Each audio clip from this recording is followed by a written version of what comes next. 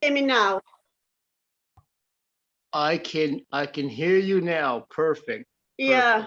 The thing is, you see, when I use my laptop audio, it's working, but the sound is not really very good for me. When I plug this speaker in, it stops working and you can't hear me. I understand. Well, thank you for Well, being. it was fine. It was actually fine until I dropped the speaker. Oh. And since I dropped it, it stopped working, which is sort of really annoying because I prefer the speaker. Okay. Well, welcome to Spain. I'd have a glass of wine here for you, but I forgot where I put the wine. Are you American? Yes, I am. How can you tell? Oh, I just don't know. Yes, I am from Texas, and Oh yeah. I've been living in Spain for almost 30 years.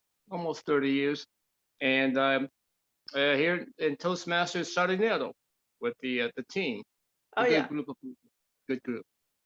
And So this meeting is all in English, and then the next one you do is in Spanish. Is that right? That's correct. That's correct. That's correct. Actually, my children have asked me if they could come to a Toastmaster meeting. So I've actually sent the Zoom code to my children, and they actually live in Chile, so they're actually Spanish speakers. But my son Alfred is learning English. Okay, that's so perfect. He may, if some young people turn up, they're actually my children. Okay. But they might or might not turn up because sometimes they just don't turn up. We have a lot of young people in our group. 20. We had a young man from Nicaragua. He was 20. Camela, I think she's 22, and I am. And then there's the young Pedro. He's our youngest. Can't you tell? Extremely young. Hello. Extremely young. You are. There we go. He's young at heart. He's young at heart. We got the young Maria too. Hello, Claire. I'm just going to try out my speaker again, so you might lose me. Hello, Mike.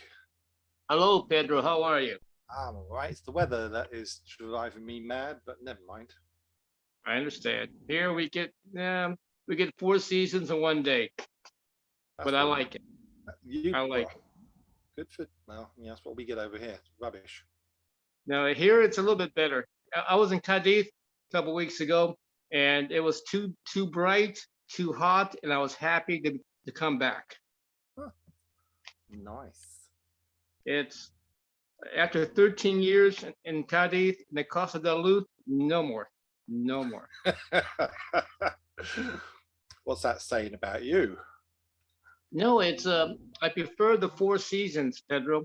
The 4 changing seasons is very nice for me. Okay.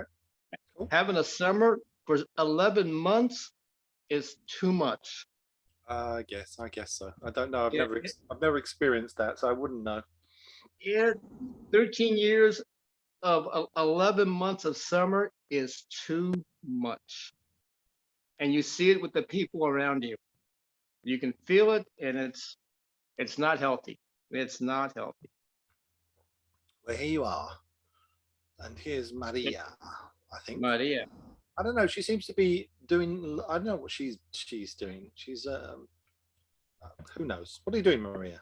Well, I'm trying to set up my space here because Camila is in the same space with me right here. So we are trying to not interfere one with another. I see. So you've banished her to a second part of the library. Yeah, exactly. We are trying to, to make things not very awkward for you. So you're trying to make us believe that you're in 2 different locations. Okay. Yeah, so I just want to let you know, Pedro, because you are the Toastmasters, right? I think so. Yeah.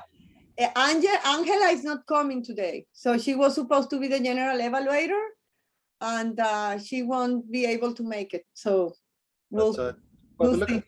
Look at Julian. He's put himself down to do it. No, maybe from last from from last time. Well, his name has it on there, so he's got the role.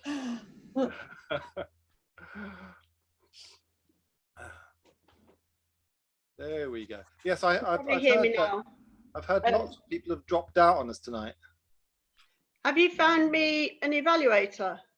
Hello there, Claire. Yes, Oh. yes. Camila is going to be your evaluator. Oh, okay. She's otherwise known as Area 5 Toastmasters Clubs. Yeah, apparently today I am. I'm The- not connecting it with my computer right now. I have to change the name. Never mind. It's, what is it, Mike? It's quality, not quantity. That's correct. It's quality, not quantity. My Exactly. opinion. I agree with you, Mike. With quality people and quality time. Claire, where are you from? Me? Yes, you. I'm in Derby in England. Congratulations. And you're a Toastmaster? Yes, I am, yeah. And what's your club called? Well, actually, I'm in... Clubs. How many I'm in, clubs are you in? 2 clubs. I'm in Cambridge, Cambridge Competent Communicators. Try and say that when you've had a few drinks. Yeah, I know. It's a bit of a burdensome name because they expect you to be competent. But anyway, and I'm a member of Toastmasters Burgos in Spain. Oh, are you? Okay. Yeah, I am, yeah. I've actually been doing speeches for this pathway that I'm doing now in Spanish. So Okay. I've done most of the other ones in Spanish. Oh, well, yeah. Okay. Actually, and I'll do this one in English. I'll Okay. do this one in English, obviously. Tonight's the English meeting. Oh, there's my son turning up, Alfred. Hello. Hola. Hi, hi everyone. What is this? Actually, can I just explain to you, especially to my evaluator, that I'm doing, well, you probably know this already, but I'm doing Comunicación Visionaria, and I'm on level 5. And the thing is, I have to do the one speech, which is the vision for my life. And the second speech is the implementation of the vision for my life. So the thing is, I suppose normally you'd like to do the 2 speeches at your home club, and then you like to do part 1 and then you do part 2 another evening. Yeah. But obviously you're probably not going to hear part 2. You're not going to hear part 2. Well, you're just going to have to come back and do it. Yeah, you do it twice. Oh, come on. None of this shirking around. If you're going to do this, do it properly. So Well, I could do, yeah, could do, yeah. Yeah, could do Come part back. 2, yeah. come back and visit. Come back and visit. Okay. You're- Okay, well, it's 8:02 already, so I don't know if you I'm going to One. start. And start? we have our Madam Table Topics Master. Madam is Karine, my friend Karine. Karine, comment ça va ce soir? Très bien. Hello, everyone. hello. Introducing you to Karine, who is from La Défense Toastmasters in Paris. Exactly. And she's been helping me to try and understand a little bit of French. Good. Okay, let's get started. Good evening, Okay. everyone. And I'm going to ask our president, Madam Maria, to open the meeting for us, please. Yes, sure. Hello, everybody, especially our guests. Welcome to this meeting today. And our president cannot be present for this meeting, so I'm opening it. You know, there's not much I have to tell you today, just that Pedro is going to be our Toastmasters of the day. So I'm just going to pass the word to you, Pedro. Okay, no problem. Thank you very much. So I know everyone's a Toastmaster apart from Alfred. Alfred, do you know anything about Toastmasters? Has your mum decided that you have to be here today, or are you willing to be here today? Uh, sorry, I don't know how this work. ¿Tú hablas bien el inglés o estás aquí para aprender? Estoy aquí para aprender en realidad.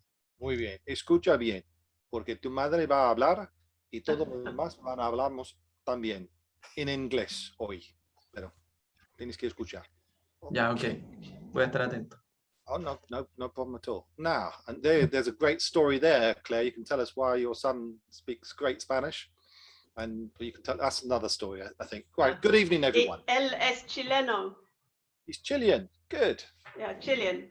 Well, we have Chilean, we have Venezuelans, we have French, we've got USA, and we've got Julian, who comes from a special place far, far away. And then you got me. Miserable London. Well, anyway, there we go. Let's get started. So we are supported. Who's going to support us tonight? We don't have all the people that I thought was going to be here. So we're going to have to improv. Camilla, I believe you're doing a few roles. Are you going to be our timekeeper? Could you just run through the role of timekeeper, please? Yes, I'm going to be timer today and also evaluator for Claire. Okay. And in terms of my role as timer, as we all, most of us at least know, here in Toastmasters, time is very important, as it is important in life. So I will be making sure that we stick to our time limits, both for people that are giving their speeches and also for table topics, speeches, improvised speeches, and the evaluations. I will be taking the time. So when the minimum time has been reached, I will have a green background behind me. When it's the middle between the minimum and maximum time, it will be yellow. And then once you've reached your maximum time, my background will turn red. And then you know that you have to stop talking because your time is up. Thank you so much, Camilla. Mike, I'm going to put you on the spot. You've got another role. I'm going to ask you to be grammarian, and I'd like you to think the first word that comes out, that will be our word of the day. And the first word that will come out of my mind is reflection, to reflect. Reflection, to reflect. Or reflect. Describe what that word means. Describe is, I believe, an adjective. I believe, I don't have my dictionary with me. And it's a word to describe emotions, feelings, thinking process. You can use it in any way possible, reflecting, reflection, thinking. Something to reflect about, to think about, to ponder. To ponder. If you use it, mirror, mirror, let me see my reflection. Or reflection in the mirror, yes. Reflection in the mirror, very good. Now, Julian, you've got another role too. You're going to be our GE. Can you give us an idea of what you're going to be doing, please? I know we're going to All right. You've asked Okay. time, so. I will be paying very close attention to every one of you to make sure that you do a proper job. And if you don't do it, I will let you know. But I will be very kind and I will do it in that British way that you think I'm telling you that you are doing well, but you know in the back of your mind that, yes, you could do better. No, seriously, I will be giving suggestions to improve and I will be praising what you do right. Thank you. I didn't know about this British way. I guess you're going to be reflecting back to us how the meeting goes. I can see this reflection word is going to be used very much by me today, but anyway, it's no reflection on you, Mike, at all. All right. So tonight we have 3 speakers and we have a guest speaker, but before let's do a little bit of a warm up. So let's quickly go around the room and ask everyone for 30 seconds, a minute, just to say a few words, who they are, where you come from. So let's start off with you, Camilla. Okay, so I'm Camila. Today I'm going to be your timer, and I have been part of Toastmasters for about a year and a couple of months. And I'm originally from Venezuela, but I live here in Spain. And I joined Toastmasters basically to be a better communicator and have a little bit of fun as well. Okay, thank you very much. Karin, tell us a little bit about yourself. Hello, everyone. I'm a member from Paris La Défense Toastmasters since January 2019. My first aim is to improve my public speaking skills in English and be more comfortable in front of audience, both physical and online, because these two aspects are not the same. So I'm very glad to be with you this evening. Back to you, Mr. Thank you, Karin. Claire, tell us a little bit about yourself, please. And I know you're in Derby, you mentioned. Yes, I'm joining you from Derby in England, but during lockdown, I became a member of Cambridge Toastmasters and also Burgos Toastmasters. So I do one pathway with the Spanish club and I do a different pathway with the English club. And I'm happy to say I've got my son here, who's Alfred, and my daughter is Grace, Gracia. Okay. Por favor, prende tu cámara.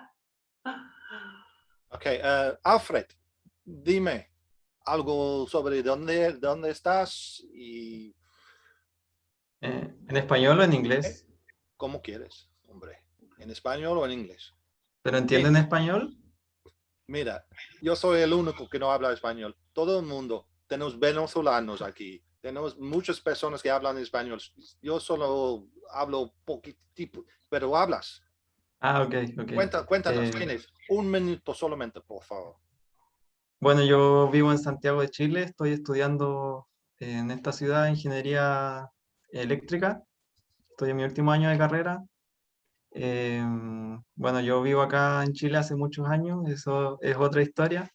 Muy bien. Y estoy con mi hermana más pequeña en Santiago en estos momentos, que no es Gracia, es otra. Gracia está en el sur de Chile, así que estamos un poco separados. Y bueno, yo vengo acá para tratar de mejorar mis habilidades de oratoria y también para aprender un poco más de inglés. Y me gustaría mejorar ese aspecto porque tengo unas cuentas en redes sociales donde comunico algunas cosas.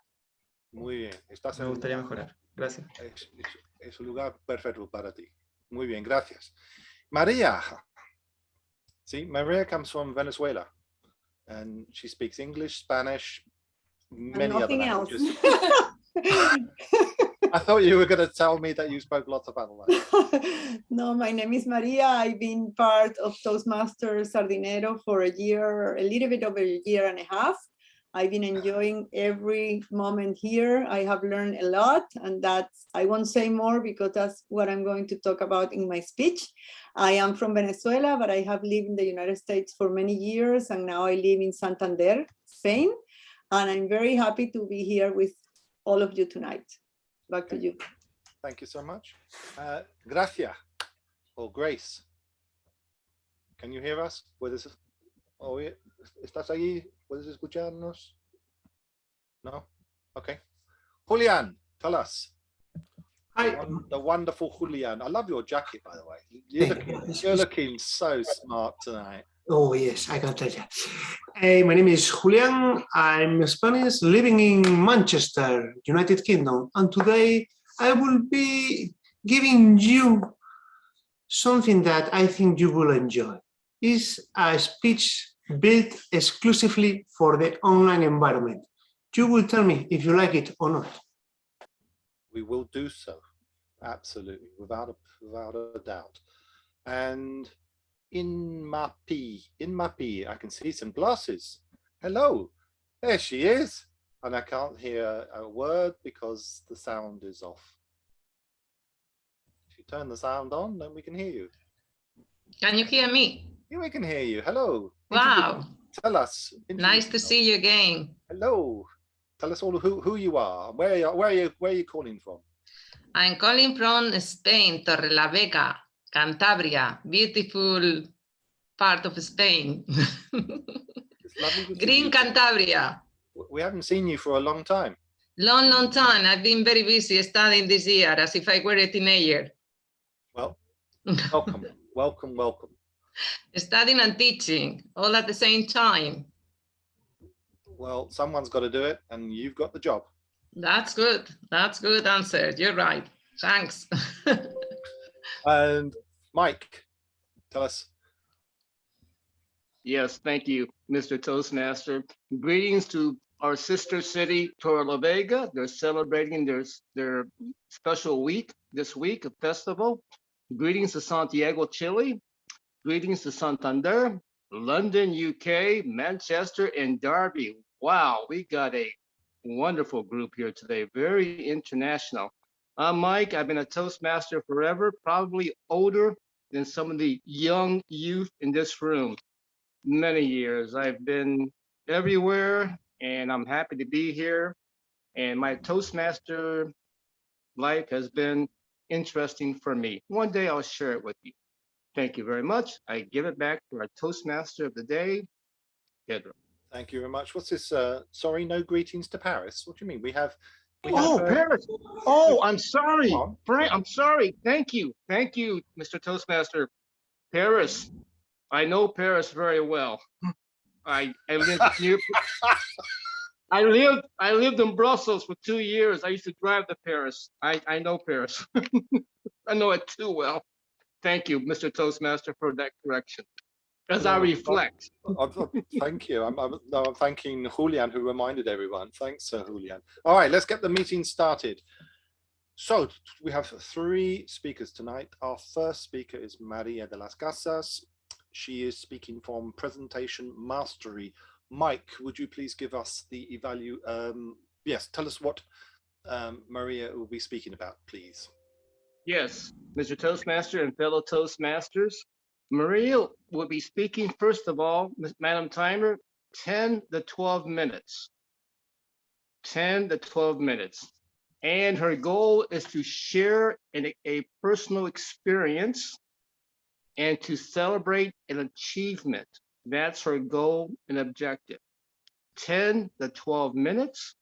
Her objectives and goals to share a personal experience, celebrating an achievement. Mr. Toastmaster, I return it back to you. Thank you very much. So with a speech entitled My Toastmasters Journey, Maria de las Casas. The floor is yours. Thank you very much, Pedro. Thank you.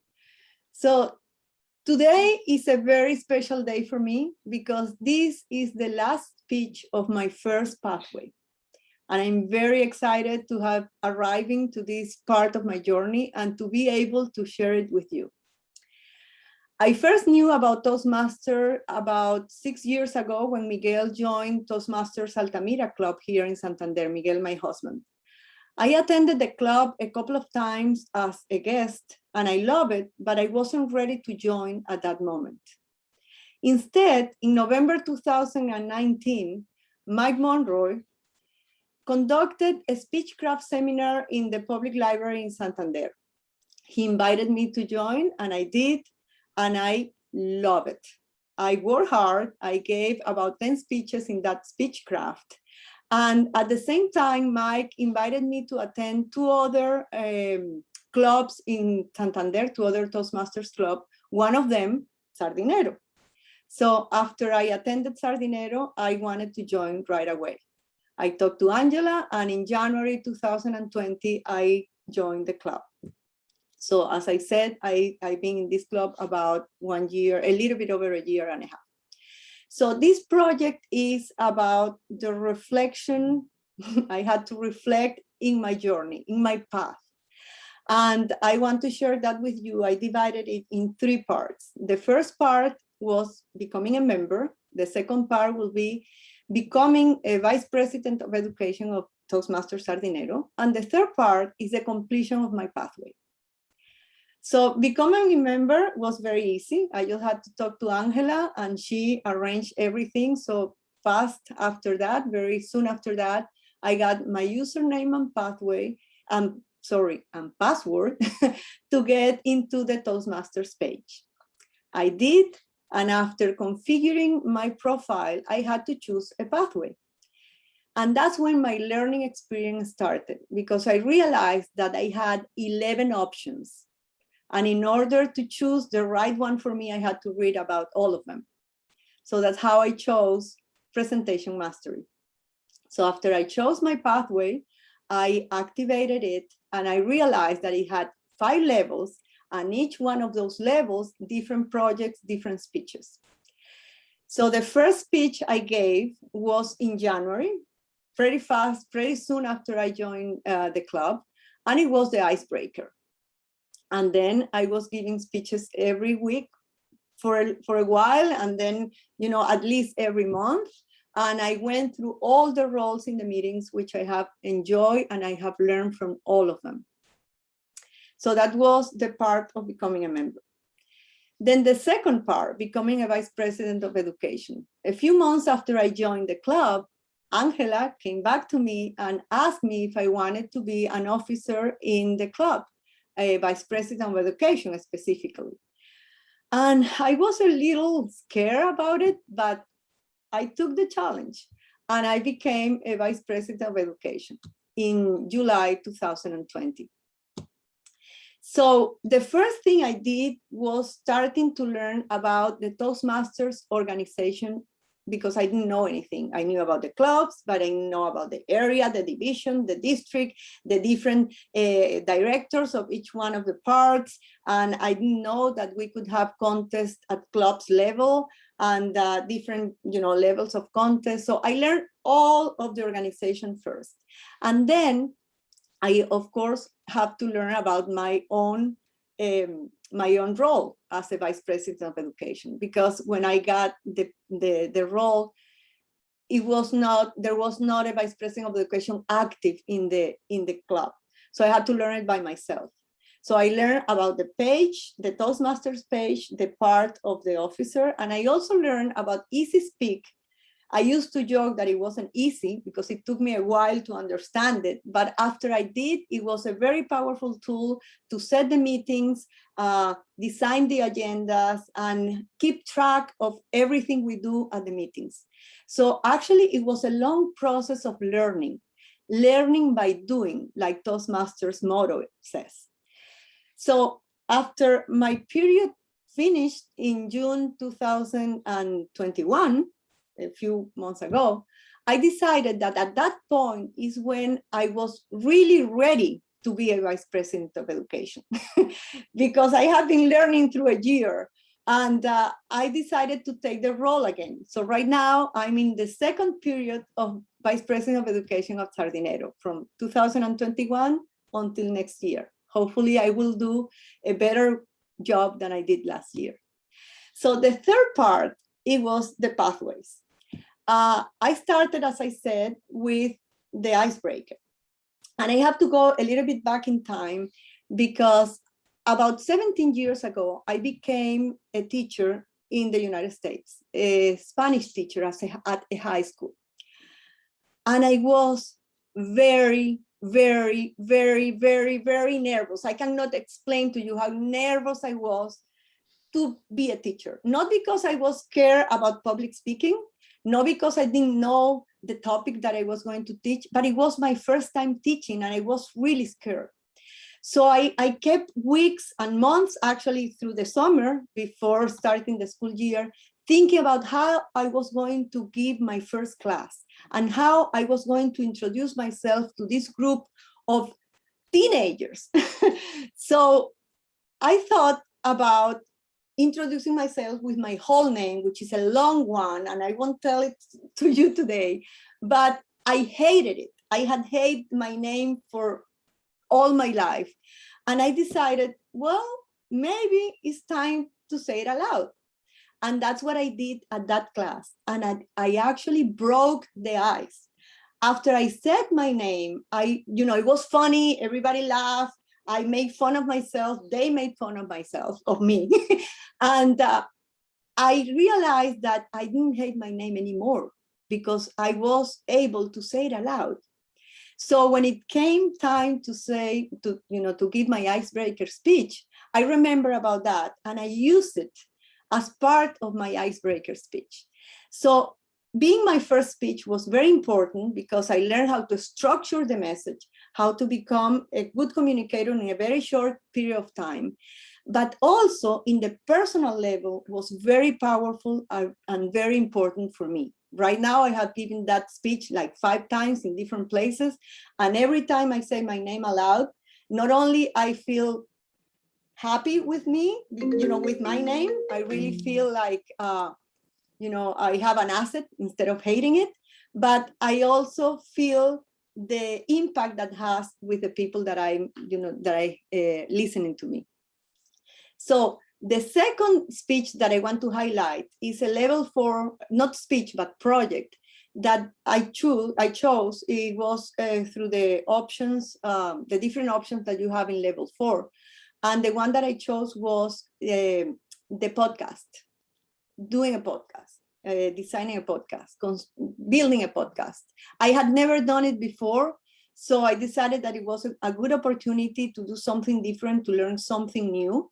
And I started to know about the different tools, virtual tools, the recordings. I had never recorded anything but my phone message, so I decided that I wanted to do that project. But not only that, I decided to do it in a conversations way. And I decided to do it with my daughters first. I have 5 daughters. One lives in Toronto, Canada, another in Miami, Florida, another in Venezuela, in Caracas, another in Tenerife, in the Canary Islands. And Camila, who is with us today, was living in Madrid at the time. So I thought it was gonna be great to do this project with them, and it was. So not only I became a little bit more expert in a different way of communication, which is a podcast. So I learned a lot of tools and a lot of different things, technology and stuff, but I also, in the personal level, I learned a lot from my daughter, because we had conversations in a topic, which was immigration, that we had never had before. We sat for over an hour, even though the episodes were like 5 minutes each or something like that, or 10 minutes. But we sat for over an hour speaking and talking, and I would answer questions and I would ask questions to them. And the day of the presentation, all of them came to the meeting, and it was the first time in many years that we all got together at the same time, even virtually. It was the first time for 20 years. So it was very special, again, in the communication part, but also in the personal part. And then the last speech that I wanted to highlight in my pathway is this one, because I had to reflect in all the speeches that I have given since the first one that I gave in the Speechcraft seminar with Mike until the last one I gave and today's. And not only that, but also the evaluation that I have received from all of you, in which parts I have became better and which parts I have to keep working on. So after today, I have been finished the presentation mastery pathway. Does that mean that I am a master in presentations? No. I have a long way to go. I am very grateful for what I have learned so far, grateful with Toastmasters, with the club, and with all of you, because I learned from your speeches, from your evaluations, and from your friendship. But I also have a lot of things to learn from now on. So I have some goals. I have a short-term goal, which is completing another pathway, which I have already started. I have a midterm goal, which is organizing and conduct a youth leadership program, which I hopefully will be given next year. And the long-term goal will be becoming a distinguished Toastmaster. That's a long-term goal. But I have to finish the short and the midterm goal first. And that's the first thing I'm gonna do, step by step, doing and learning, learning and doing. So I'm very happy to have arrived to this part of my path. I'm very grateful, and I'm very excited for what is coming next. Thank you very much. Back to you, Mr. Toastmaster. Thank you so much, Maria, for that wonderful reflection on your path. Congratulations. Now, at Sardinero, we do things slightly different. What I'm going to ask everyone to do right now is we're going to have 2 minutes on the clock for you to write feedback in the chat to Maria, what you thought about the speech, and then we'll go straight into the evaluation of that speech. So can we have 2 minutes on the clock, please, Camilla, for you to write any comments you'd like to pass to Maria? Do you want it to everyone or No, just to Maria. Just to Maria. private? Just Okay. private to Maria, please.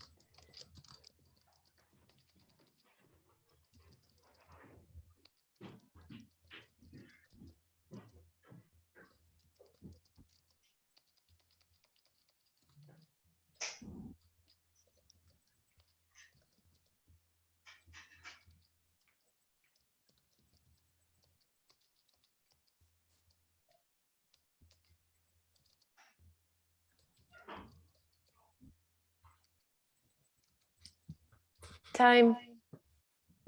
Thank, thank you, Camilla. I know you're busy writing your reflections on that wonderful speech for Maria. So now we pass to our first evaluator of the evening. That's Mike Monroy. Mike, the floor is yours. Thank you very much, Mr. Toastmaster and fellow Toastmasters and our guests from Chile. Greetings, Paris. Greetings, London. Greetings, Manchester. Greetings, Derby. And greetings to our sister city, Torrelavega. To our guests, my role as an evaluator is to evaluate the speech of Maria. It's my personal opinion, my observations. This is how I see her. And I'm going to use a 3-step method. COD, for content, for organization, and for delivery. COD, content, organization, and delivery. For content, Maria had a lot of information in this speech, a lot of interesting information in this speech. And sometimes too much information can be too much, but for some reason, we go to step 2, organization. She organized it very well. For me, the listener, I don't know about you, I could follow very easily. She told us a good story. She was sharing an experience. She was celebrating her achievement. Now I'm going to go to number 3, delivery, energy, good vibration, very passionate. She's a leader. Maria, slow down a little bit. You have a lot of good, positive energy. And at times there, that positive energy, English is not your first language. It's not your mother tongue. I understand that. Once you got going, you are going, you're running. That's good. That's very good. But keep in mind, your audience who's listening may miss your message, and you have a beautiful message you're sharing with us. So you had a lot of information, and your organizational skills. 1, you mentioned becoming a mentor, a member. 2, becoming a club officer. And 3, your pathways experience. And Maria did something very, very brave today. She made a public declaration. When you make a public declaration, she's telling people right now at this time that I'm going to be a DTM, not now, but I'm working towards that. So she's telling us this is my goal, which gives us the privilege to remind her or maybe push her towards that goal. And she's also going to do a youth leadership program next year. Public declaration. She's telling us, so she gives us the permission to push her in that direction because she made a public declaration. Congratulations, Maria. That's a very brave thing to do. A very interesting speech for me. What makes it so interesting for me is Maria has done a lot in 2 years. Maria is not a follower, she's a student, and I admire that. Maria, this was a very good presentation, a good speech. English is not your mother tongue. I understood it very well. I'm from Texas, I'm from the United States. You have a lot of passion, a lot of good energy, good vibrations. Slow down a little bit. And I love the story about the podcast. I saw the podcast. All 5 of your daughters were there. That was a truly great presentation. I loved it. Thank you very much, Mr. Toastmaster. I return it back to you. Thank you very much. Thank you, Mike. Thank you very much. I think Maria just wants to have DTM so that she can say, don't tell me, I already know. Right, on to our second speaker of the evening. We have Julian. And Julian is also speaking from Presentation Mastery. This is number 3, using presentation software. Now it says he's to introduce or review basic presentation software strategies for creating and using slides to support and enhance the speech. But Julian is going to be doing something different, very different. And I am very much looking forward to it. But before we start, there's a couple of things I'd like you to do. If you could go into the chat, Julian has put a link that he will be asking us to use during the course of the evening. Okay, and it should come up and it should say Mentimeter 5 famous families. Okay, can you all confirm that you have done that? Okay, excellent. Thank you very much. Now, because I know Julian, and Julian is pushing the boat out on everything he does, the speech title is going to be 8, 9, 10 minutes and not 5, 6, 7 as indicated. Please, timekeeper, 8, 9, 10. Okay, are you ready, Julian? Okay, with a speech entitled 5 Famous Families, 5 Famous Families, Julian. What type of font should we use in our PowerPoint presentations? A font can set the tone of the conversation, can address the mood of the presentation, can dress the message, and can help the audience to understand and follow what you are saying. Yet, sometimes we don't give enough time or enough thought to figure out which font we are using. For that reason, today, I want to speak about 5 famous families in typography. We will see which families can help you to deliver the message you want to deliver on your next PowerPoint presentation. So let's start with the first one that was the king during centuries, and that's not other than serif. Serif is this small line you can see here that is attached to a long draw. You can see in the F, you can see on the S. And it is understood that this serif helps the eye to read across the lines. So when you use serif families, you are talking about tradition, about intellect, formality. The serif families have been around for a while, but it's not until we get the printing press when they became the absolute kings of typography.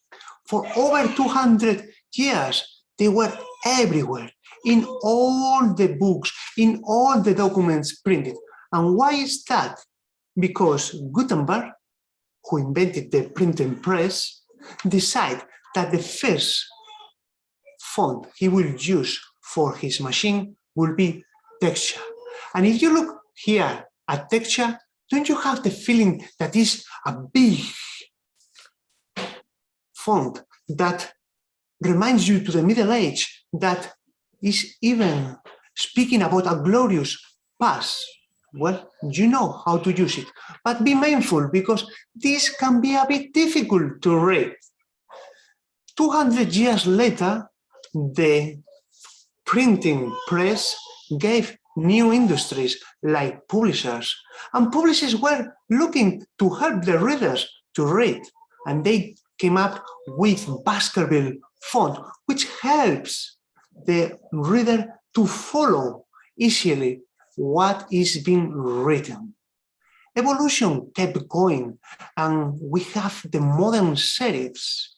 In the Industrial Revolution, new classes came up, but also new aspirations.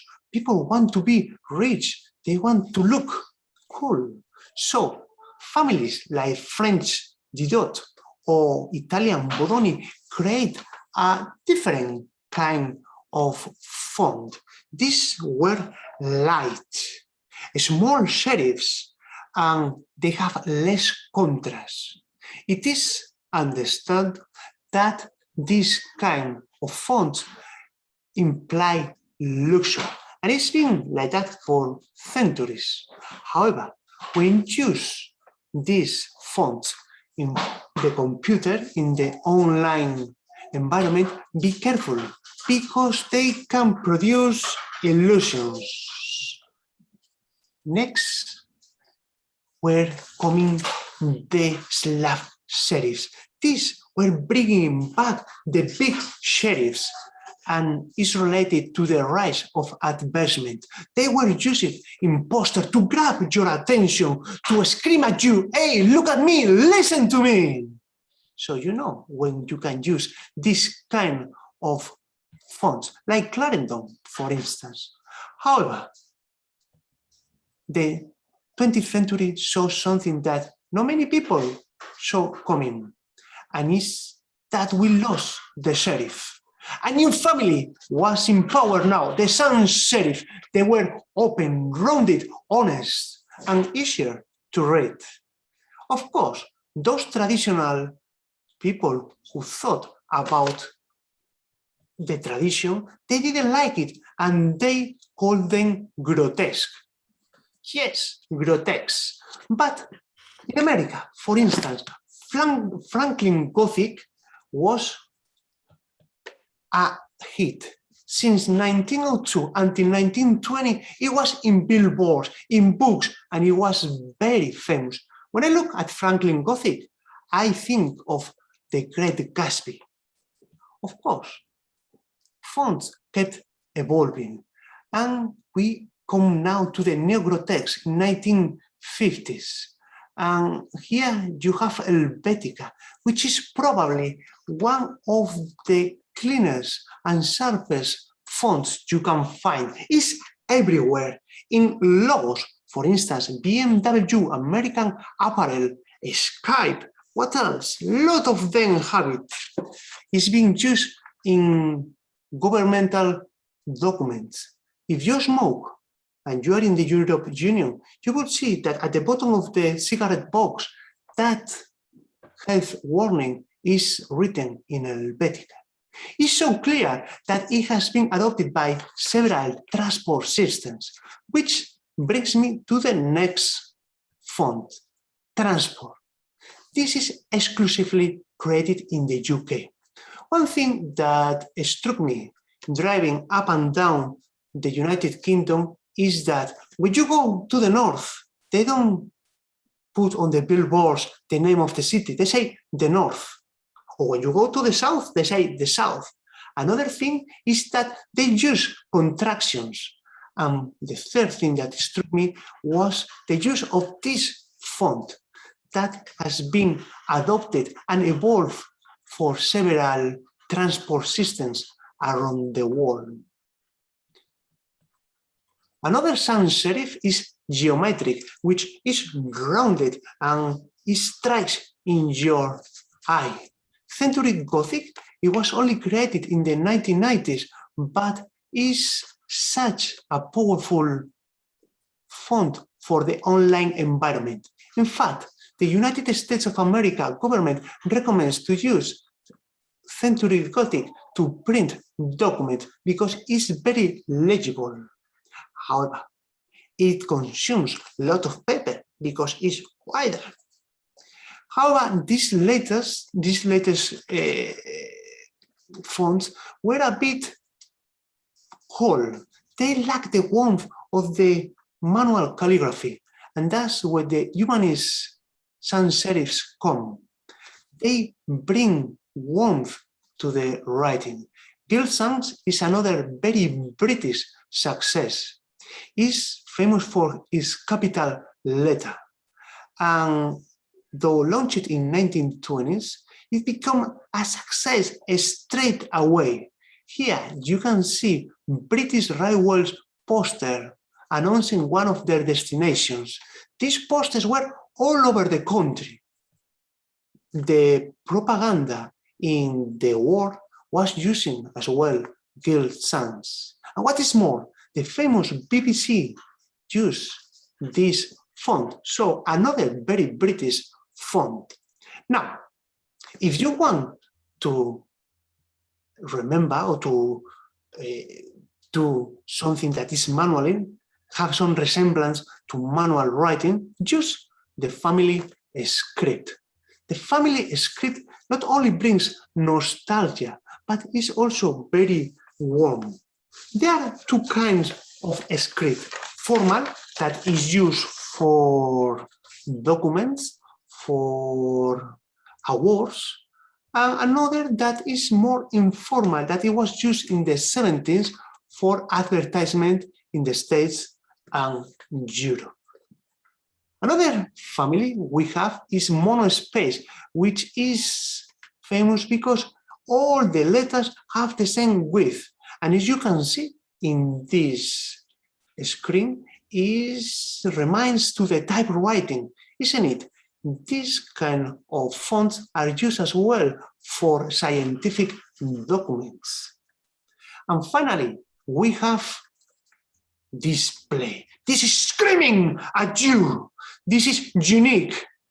However, don't abuse it because it can be quite difficult to read, especially if you have a long text. And now, did you see the link I left you on the chat? Go there, click on there because we will have a little quiz that I'm pretty sure you will enjoy. The question goes along these lines. What type of font would you use for a presentation about British Home Affairs? You can choose two options. What font would you use for a presentation about British Home Affairs? Come on, you can choose. Which one is there? I don't see anybody voting. Are you okay? Fantastic. Somebody vote to Gilt Sans. That's it, transport as well. As we have seen, Gilt Sans was used for the trains. It's very linked to the British heritage, and transport is what the UK road system uses. Let's have another one. This is, what font would you use if you were giving a talk about Nazi Germany? What do you think you would use here?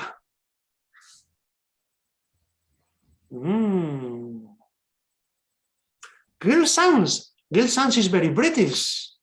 Baskerville is all about books. Texture.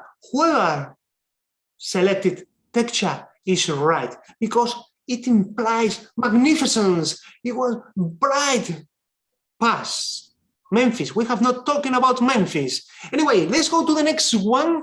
And this says, if you were giving a talk about literature, which font would you use? And this is easy. This is easy. This is easy because we talk about it. Baskerville. Take sure if it's a very traditional book. Absolutely.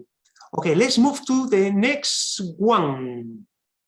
Okay, if you were giving a talk about toddlers, fun fact, that fun is with you, not with A, but forget my mistake. Toddlers fun fact. We have not spoken about it. Comic Sans. Ooh, somebody knows about fonts. Comic Sans. Yes. Helvetica is clear, but Comic Sans, that is the one you can see here, is a funny one. It was developed in the 90s and people simply hate it because everybody started using it. And another question, which font would you use if you were talking about motorway maintenance? Transport, yeah, I mean, that's clear, isn't it? That was easy. Transport, everybody got that. Don't need to say anything. And the last question is, what font family would you use for your own business? What font family would you use for your own business? Okay, this is for your own business. So if you had a business, which sans serif, showing that is clarity, absolutely, screaming there, display, saying, hey, grabbing the attention. That's a really cool monospace. If you are kind of a retro company, absolutely, sans serif seems to be very popular. Ladies and gentlemen, I hope you enjoyed this presentation about 5 famous families in typography. Thank you very much, Julian. Ooh. Now you can go and lie down. Hello, right. We have, can we have 2 minutes if you would like to give some feedback directly to Julian? Put it in the chat, please.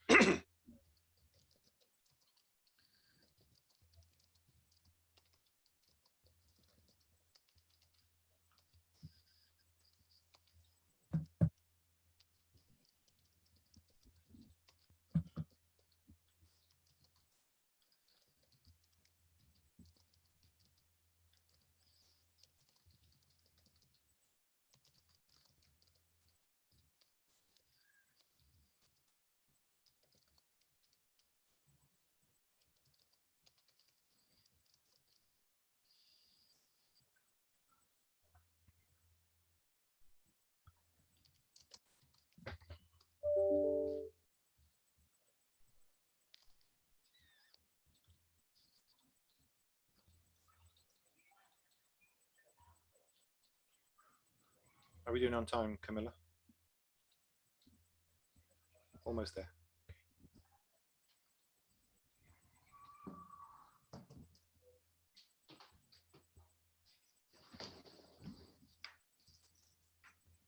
Thank you very much. Now over to the evaluator for Julian. That's me. This is, I think, the first time I have ever heard a speech on typography, and fascinating it was.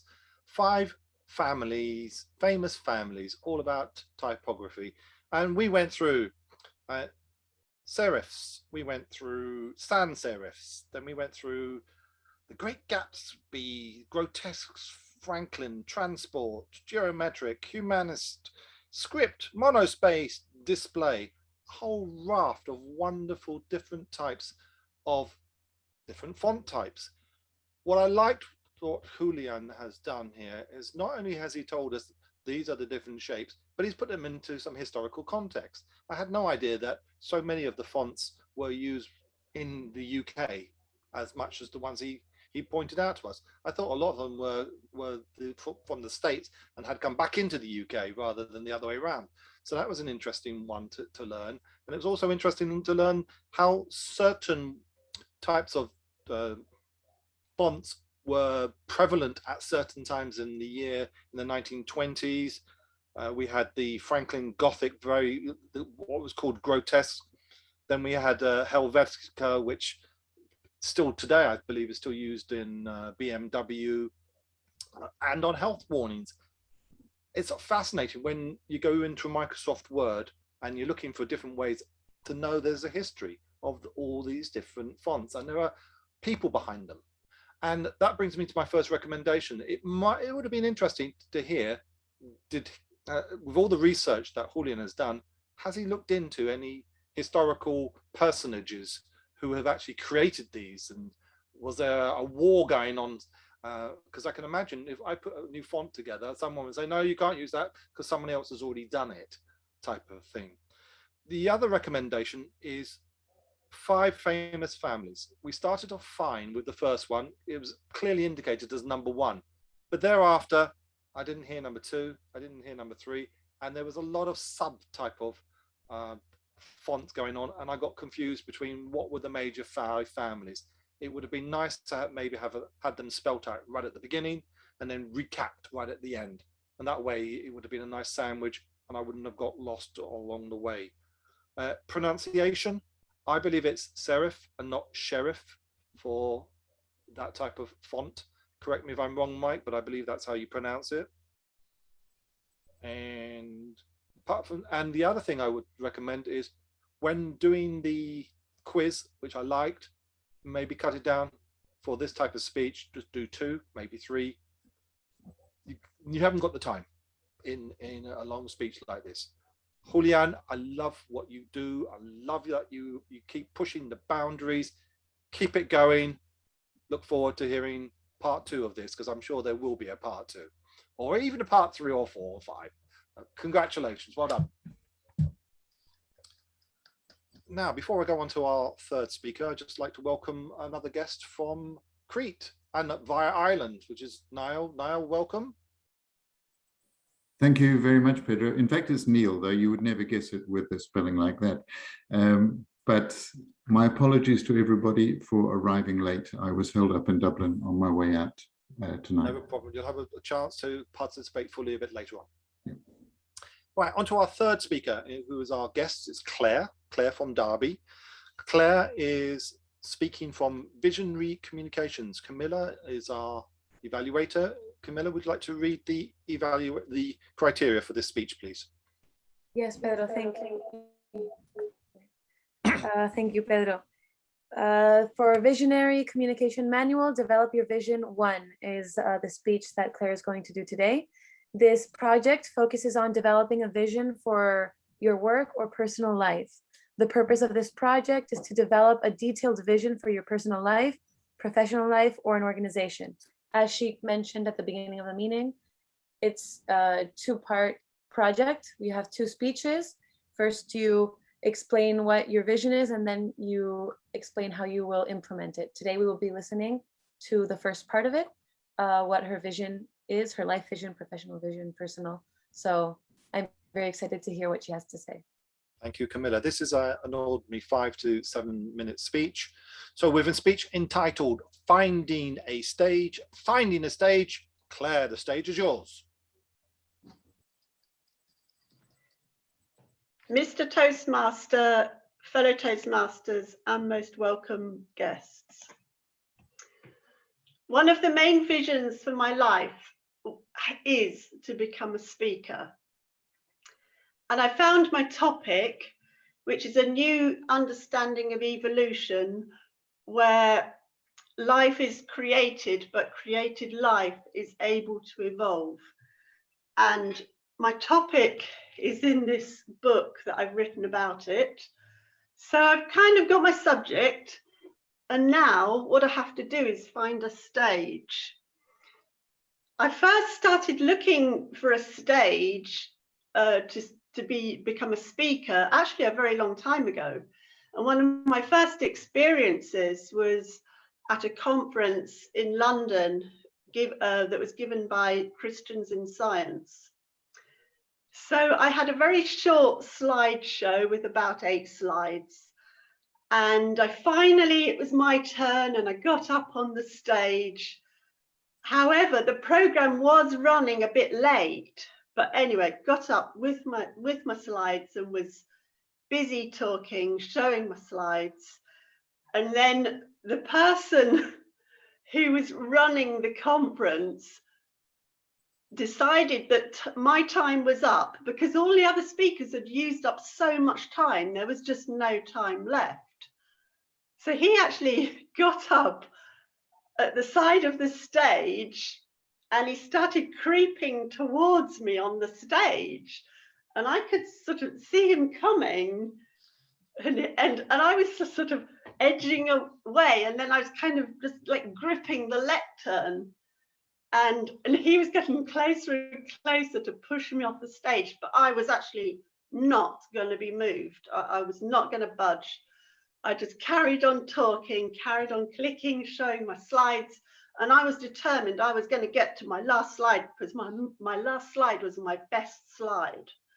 So I just stayed there and did my thing, and he didn't manage to get me, to chase me off the stage. That was my first experience. Another experience I had was I put on a talk in 2018 and another talk in 2019 locally in Derby in the parish centre that's near me. And it went quite well. I mean, it was a good experience, but I had to organise the entire event, each of these entire events, which was so much work. It was just so much work getting it all organised. And I did manage to get between 25 and 30 people. So anyway, I did my thing and it was an experience worth having. And then, of course, I'm a Toastmaster. So in 2019, I decided that it was time to go on tour. So I went on tour in the Midlands and I managed to get myself to Nottingham, Lincoln, Leicester, Sheffield and Birmingham. So I visited all the local Toastmaster clubs for my mini speeches, which at that time was actually for the Silver Award and Gold Award under the old system. After giving my speeches at these clubs, I mean, it was great. It was a really great experience and I'm so glad I did it. But then I found myself on a platform waiting for the last train home. And the last train always takes forever. It just takes forever to get home. Finally, you get in at midnight, really tired. It's all worth it, obviously. But what I realized is that the problem with public speaking is you can't really go very far because even driving a car, catching trains, getting buses, it takes a huge amount of time and effort, and you've got to get back that same evening to get back to your house. I realized that there's only a certain distance you can go. So even if you're lucky enough to be given a stage to talk, and that's hard in itself, even to achieve that, the question is, how do you get to the venue and how do you get back home again? Because the thing with being a writer is that you need time to write. So if you're going to write books, you've got to just stay at home and write. But if you stay at home and only write, then you don't promote your books and nobody buys them. Nobody ever reads them. It's just a book that's never been opened. So there's a dilemma. And there's the logistics of becoming a public speaker, which are quite challenging. I realized that I wanted to reach a wider public, but how was I going to do this? And this was actually my question in December 2019. How was I going to reach a wider audience? Well, the solution came in 2020. Well, I'm not, you could say a blessing in disguise. It's not a blessing in disguise. We went into an epidemic and lockdown, which is absolutely not a blessing, but it did bring me a solution to my dilemma. That on the first day of lockdown, Toastmasters went online with Zoom. On that first day, the 23rd of March, we were on Zoom doing our Toastmaster meeting. And then I realized, it's technology that actually takes you to places. And it's actually the lockdown and the Zoom that took me, I'm not saying not to bigger audiences or anything, or not to a bigger stage, but I've certainly gone much further afield. So I think there's the clue to the way forward. Thank you. Thank you very much, Claire. So can we have, I know Camilla, you're multitasking here. Can we have 2 minutes on the clock? If you'd like to give some feedback in the chat directly to Claire, please do so now.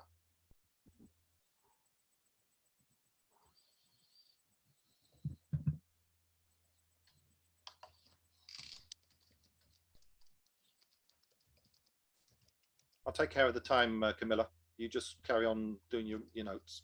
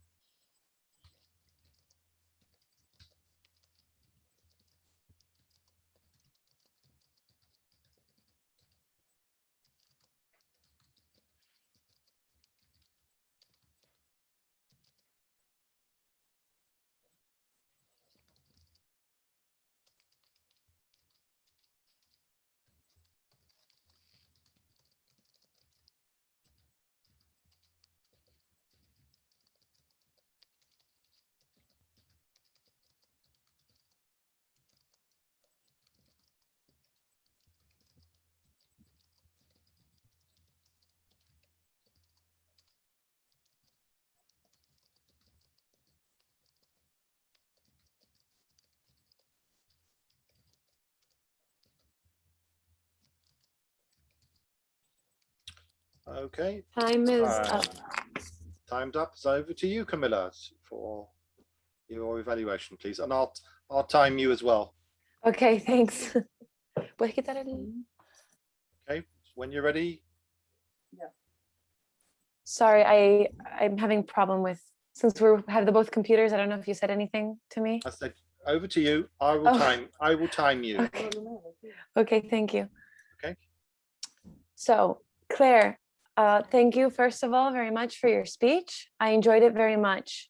And I believe that it's a topic that's relevant for the audience, for all of us here today, because we're all a little bit on that path of becoming speakers, maybe not professionally, but at least in our more day-to-day lives, or being able to speak in more informal situations. At least we're all a little bit on that path, and maybe some of us are also on a similar path to yours of becoming a speaker to larger audiences and more professional and formal environments.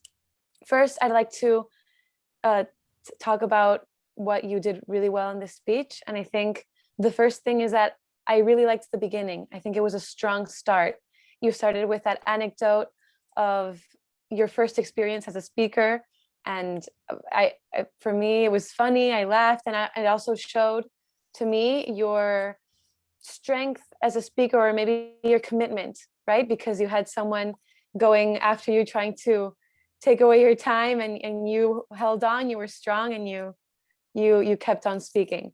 And so it made me interested in what you were going to say, and also gave me a bit of an idea of who you are as a speaker.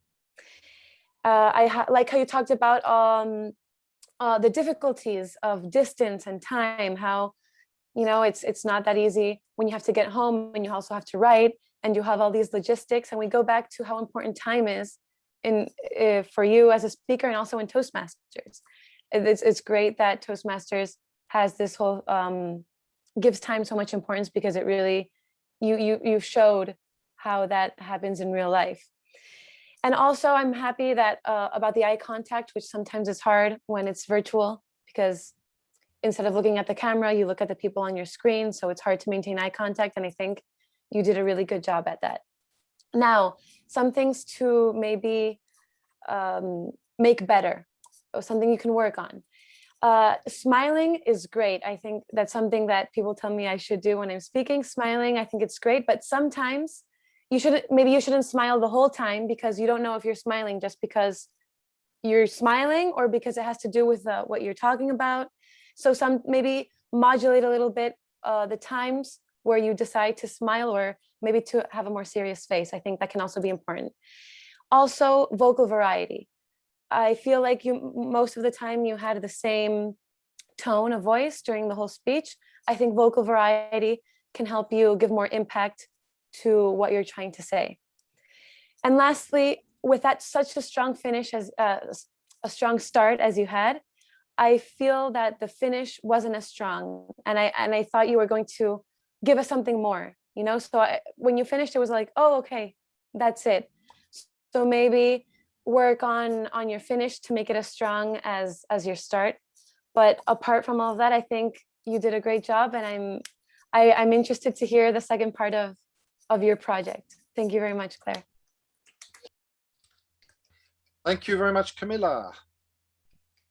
Right, now the time we've had three wonderful speakers, 2 excellent evaluators, and 1 not quite sure, but never mind. Fun time. Are you ready, Madam Table Topics Master? Corinne. Ready? Yes, I'm ready. Thank you very much, Mr. So the way you work, you have a wonderful audience here. Choose whoever you would like to choose. Okay, thank you. This evening, I will be your table topic master. This exercise will give you this opportunity to be able to deliver an impromptu public speaking skills and develop your improvisation. For example, in sharing your personal life or professional experience, in sharing your opinion, ideas, and why not telling a storytelling. How does it work? I will call some volunteers, someone, both guests and members, to reply a question during 1 and 2 minutes.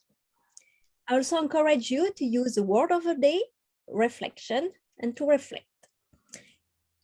Who will be the first volunteer, please? Thank you. Thank you, Niall. My first question: what is your great challenge?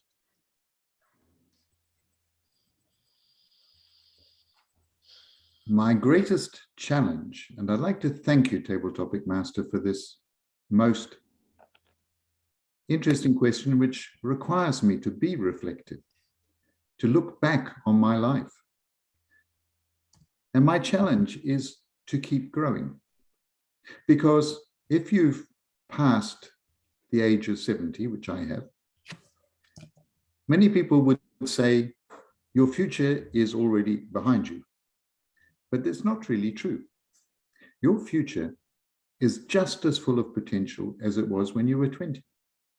Added to that, you also have the experience of all those earlier years. But you have to use it. You have to say, I will be better next year than I am now. I will develop something in my life. I will reflect on what I've already done, decide where it wasn't good enough, learn from everything I did in the past, and strike out in new directions that will grow my personality, that will grow my abilities, that will grow my skills. So that is my challenge. To look back, yes, but most definitely to spend most of my time looking forward. Thank you. Thank you very much, Niall, for sharing an experience, and we learn a lot with you. Second volunteer, who will be the second impromptu speaker? Yes, Julian, thank you for accepting the challenge. Can you describe your life in 6 words or 6 sentences? I repeat, can you describe your life in 6 words or 6 sentences? Madam Topics Master, thank you very much for this question. I hope these 2 sentences I have already said don't count towards the final account. The question you have asked me is very tricky, because if I have to talk for 2 minutes in only 6 sentences, I will have to do a lot of pauses. And if I do a lot of pauses in the online world, you will get bored, very bored. Now, diving into the question, how would I describe my life in 6 sentences? 8 a.m. Nappy change. 12 midday. Nappy change. I'm feeding the kid. 2 o'clock. Nappy change. I'm sending the kid to his nap. He's laughing, he knows what I'm talking about. Now, 6 p.m. bath time and changing the napping. So yes, I will say that my life at the moment is all based on my little one and changing his nappies. But one thing I know, I have to take the most of this time, because life goes very quick, and one day, I won't be here to enjoy. Thank you very much, Julia, for your sharing your experience as a dad. Who will be our third volunteer, please?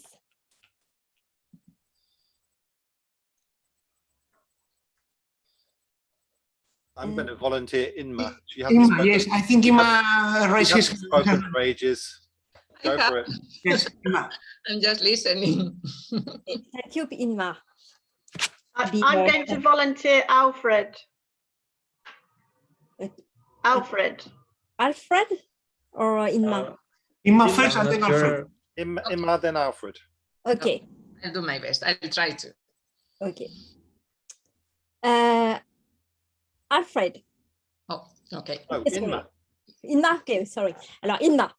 Okay. What is your happiest memory? Happiest memory. Yes. Wow. That's a very, very nice way to start my talk today, this table topics moment.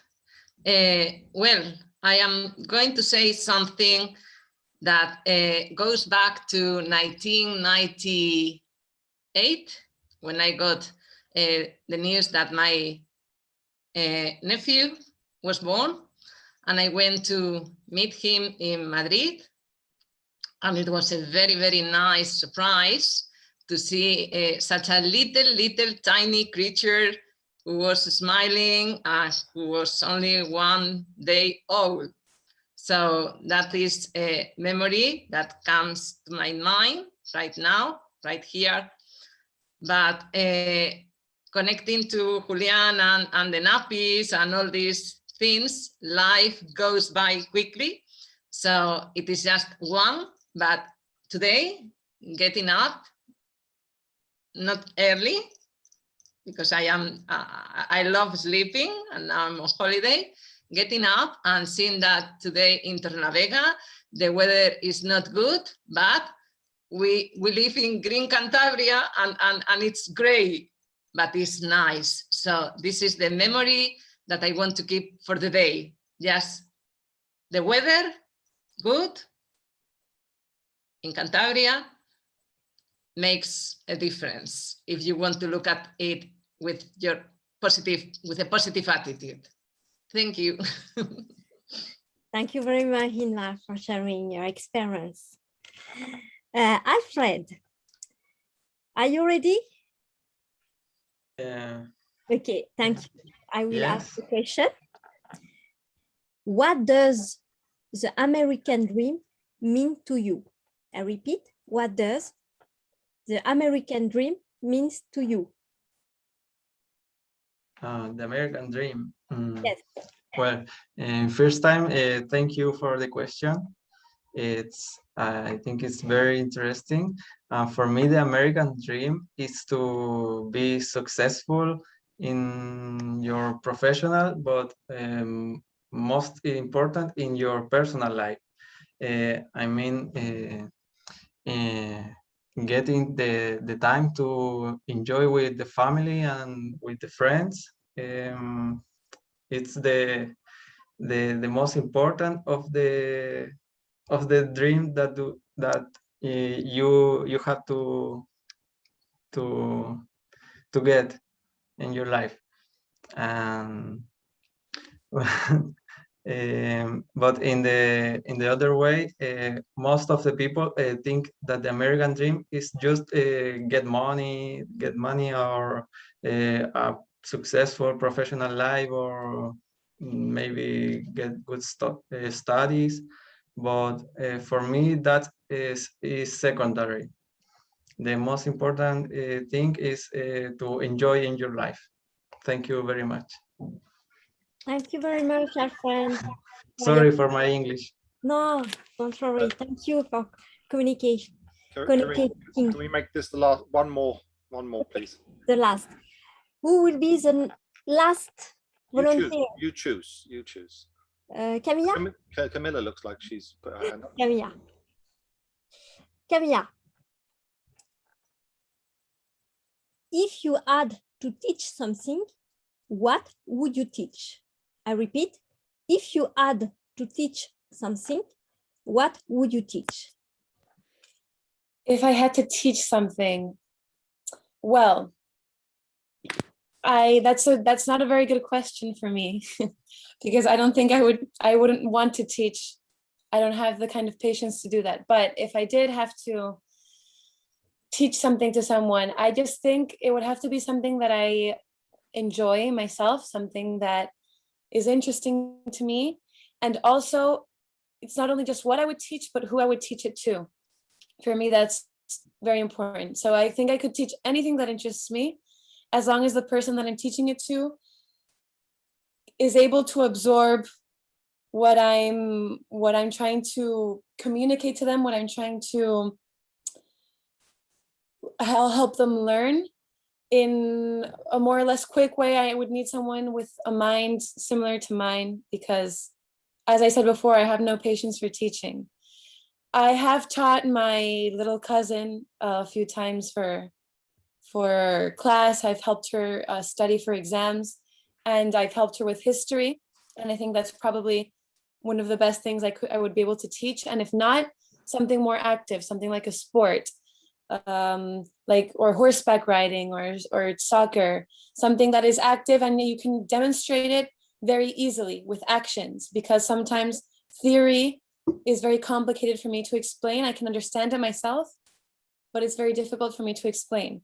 But I think Toastmasters helps us with this, because with communication comes a better it gives us more of a facility to explain things that are in our mind, but we before didn't have.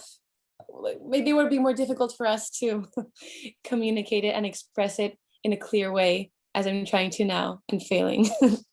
Thank you. Thank you very much, Camila. And I would like to thank warmly all of you for your creativity and for your energy during the table topic. Back to you, Mr. Table Topic Update. Thank you very much, Corinne. Fabulous questions. Now over to our general evaluator, who has not only been multitasking like most people here tonight. Would you please, general evaluator, introduce your evaluators tonight, please? Absolutely. Thank you much, Pedro. The first evaluator will be another person who has been multitasking a lot, Camila, with the timer. Thank you, Julian. So today, the time was mostly very good. First, I'm going to start with the speakers. Maria de las Casas, which was doing a 10 to 12 minute speech, was right on point with 11 minutes and 44 seconds. Then Julian did go overtime. I think it was because of the quiz. He was supposed to do 10 minutes, 8 to 10, and he ended up doing 13 minutes, 40 seconds. Next, we have Claire, which was very, very on point, exactly 7 minutes. Claire's speech was exactly 7 minutes. And then for our evaluators, Mike did 3 minutes and 20 seconds, and Pedro did 3 minutes 9. So it's within, the grace time. I don't know if you say that in English. Yes, they were within the grace time. And then myself, I'm not very sure how much I did. I think I was within the time as well. You did 3:18. Oh, okay. Also, right on, a little bit too much. Right on the money. Right, yeah, right on the money. And then in terms of the impromptu speeches, they were all at least 1 minute, and none of them went all the way to 2, but so it was right between 1 and 2 minutes. So I would say perfect. So that's all I have on the time. Thank you. Fantastic. Thank you very much, Camila. And our next evaluator giving his report is Mike Monroy. How many times have we said the word reflection or reflective? Well, Mr. General Evaluator, I think we did a good job, not a great job. Our guest, Neil, from Crete or Dublin, said it twice during table topics. Thank you very much, Neil. And Pedro said it twice. Julian once. Of course, I used the word. And that's all I have for right now. If I missed you, maybe I wasn't listening correct. My hearing's not great, but I think we did a fair job, Mr. General Evaluator. I return the stage back to you. Fantastic. And I do not think we have an counter, so I will carry on. Nell, yes, raise your hand. Thank you very much. Julian, I did start immediately with the evaluator and AMAG roles when I arrived late. So I can give you the AMAG now, if that's okay. Yes, go ahead, please, go ahead. So Claire, you used sort of twice. There were 2 occasions where you got stuck on the start of a verb, and so you had to, and you said I mean twice. Camila, there were 7 ers, 2 you knows, and 2 ums. But I didn't get started on anybody else. Julian, would you like me to go on with what I had for grammarian? Go ahead, yes, all yours. Okay. I very much liked in your speech, in fact, grab your attention. And a new family was in power, because that sounds such a political or royal situation. But in fact, you were talking about a family of fonts. You said since 1920 to 1935, but if you're giving a date range, then you would say from 1920 to 1925. And I liked the idea of strikes in your eye, but normally we would say it's eye-catching. You said used for advertisement, and I think we could use it in two different ways, both slightly different. Used in advertisements and used for advertising. Toddlers' fun facts, if you're in your slide, you should have an apostrophe after the S because there's more than one toddler and these are fun facts for all of them. And just a general comment about kid. Kid comes into English meaning a child from the word for a baby goat. So you want to make sure that you use kids and kid in a fun way, but perhaps be a little bit careful if it's not your own that you're talking about. That's the grammarian support. Thank you much, Neil. Well, now it's my time to go over the meeting. Let's start with Madam President for today, Maria de las Casas. One thing, George, please, somebody is not happy that the meeting is getting to an end. One thing, Maria, I will say is, we are who we are here. Do not mention people who are not here. Keep the spirit up. We are 6 people. We are going to have a lot of fun. Don't mention people who, for whichever reason, are not here. I think that keeps the mood down. That brings the mood down. As you, as a starter, as the person who is starting the meeting, you have to keep a positive outlook and a positive energy coming through. Pedro, what a lovely management of the meeting. I think you did quite well, improvising, and you now do this and you now do that. That's fine. That's one of the things we learn here at Toastmasters.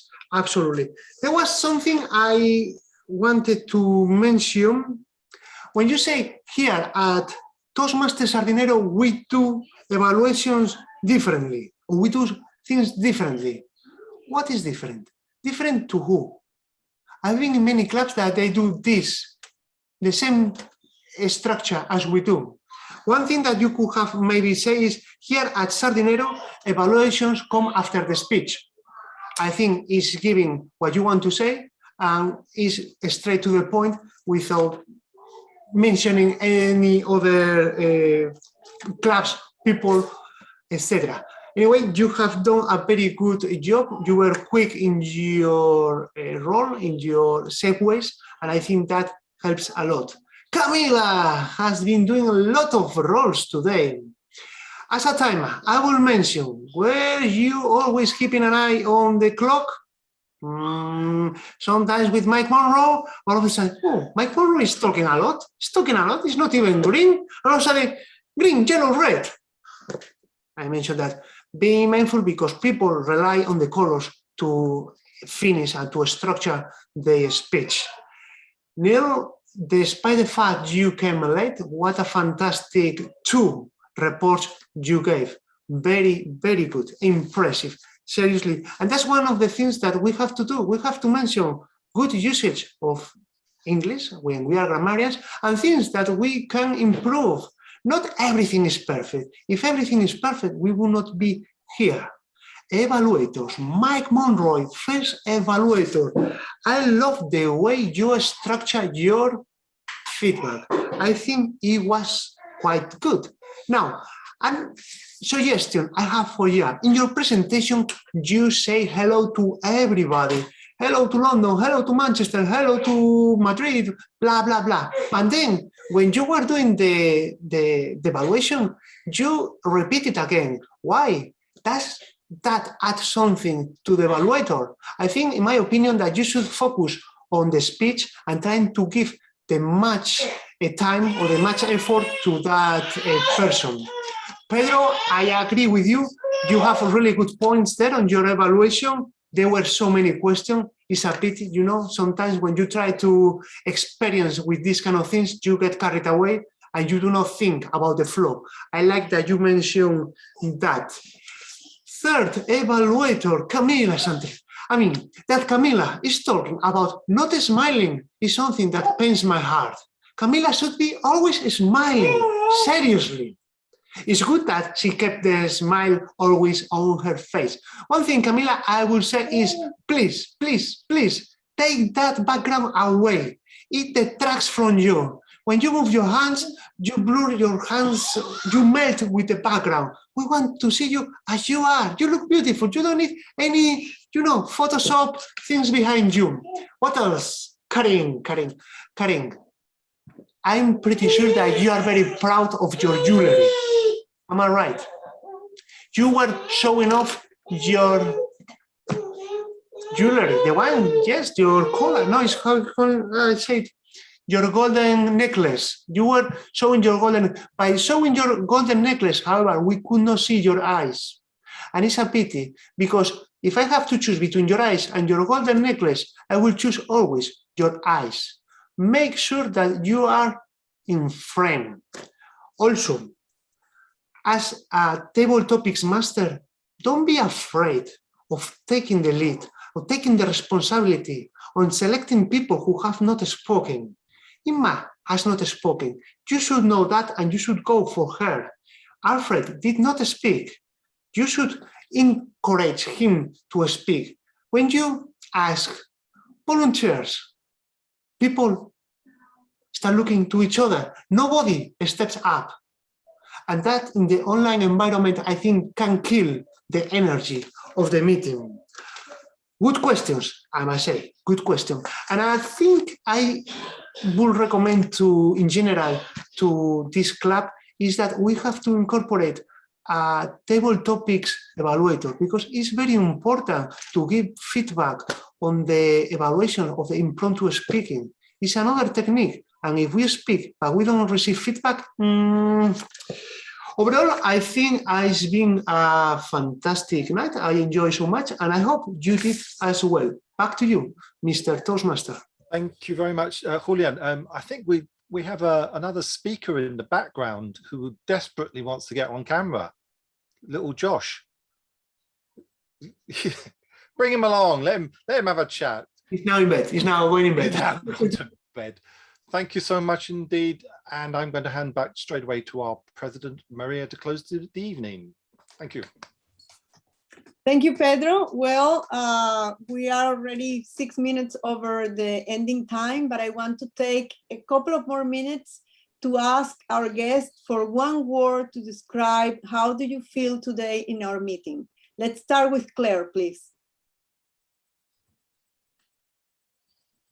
I really enjoyed the meeting, and I really like the fact that there's people from so many different countries, and I think that makes it really, really interesting, and I felt really welcome here. So it was a good evening for me and for all of us. Thank you very much, Claire. Alfred, one word describing how do you feel today in the meeting? I felt very welcomed in this meeting. Thank you. Thank you. Thank you. Niall? Yes, I felt very welcome as well, though I would like to chip in on Pedro's behalf and saying it's the first time I have seen the evaluation following the speech immediately and not in a separate section of the meeting. I think it has a lot to be said for it, but I've attended many meetings in many different countries, and it's the first time I've seen it done that way. I think it's a most interesting way of doing it, and it does make sure that people have everything clear in their minds when they hear the evaluation as well. So I think it's something to continue with, but that's your decision, of course. Thank you. Can I just say, in England, it's always like that. In England, evaluation always follows the speech. Okay, thank you very much.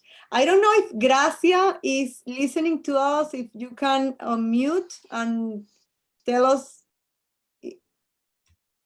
I don't know if she's there.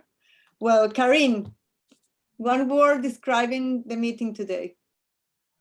Thank you so much for your invitation. It was a wonderful meeting, and it it is an international meeting with a lot of nationalities. It's an interesting experience, and I enjoy a lot and learn a lot also. Thank you very much. Well, thank you all our guests for being here. We meet 1 week in Spanish, 1 week in English. Next week on Tuesday, we will be meeting again at 8:00 p.m. Madrid time in Spanish. So you are welcome to join us again whenever you guys want.